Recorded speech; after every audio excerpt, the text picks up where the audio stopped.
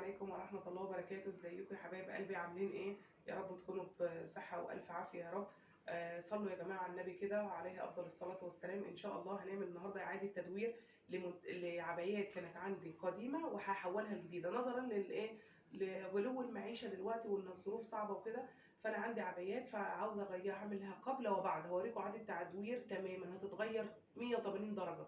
أنا عندي كنت أيام ما كنت جسمي مليان، ونظرا للظروف الصحيه ان انا عملت عمليه غضروف وكده فجسمي نزل طبعا، فلازم اعمل تضييق طبعا في الملابس. ما ينفعش امشي كده ملابس واسعه كده مهرطله في الشارع وكده، فقلت لازم اعمل تغيير قبل وبعد للجلباب اللي انا لابساه. فهو ده جلباب عندي كان عندي واسع، فانا كنت عاوزه هوريكم بقى هعمله قبل وبعد. خليكم معايا وانتظروني. انت شفتوه قبل، هو هوريكم بعد اتغير 360 درجه. اي حد عنده جلباب مثلا مش عاوزه، حاسس انها هيرميه، مش عارف ايه، يستغل الفرصه دي. هوريكم شكله قبل وبعد، بتتغير تماما 360 درجه.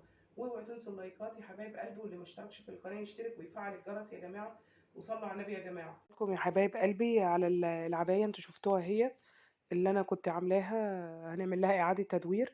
انا قلت اركب لها حاجات كده واجي اوريها لكم. انا جبت خيط لونه اصفر والابره هعمل فيها شغل واوريه لكم، وانتظروني بقى في اقرب وقت هوريكم شكلها عامل ازاي. واكتبوا وصلوا على النبي كده في التعليقات، وحطوا اللايك وفعلوا الجرس يا حبايب قلبي.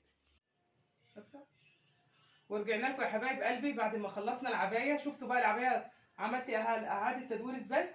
عملت لها شكل جديد وفورمه جديده. شوفوا يا جماعه، اتفرجوا عليها. اي حاجه بقى عندكم قديمه اعملوا لها اعاده تدوير. حطوا اللايك. شوفوا يا جماعه، حطوا اللايك وصلوا على النبي وفعلوا الجرس.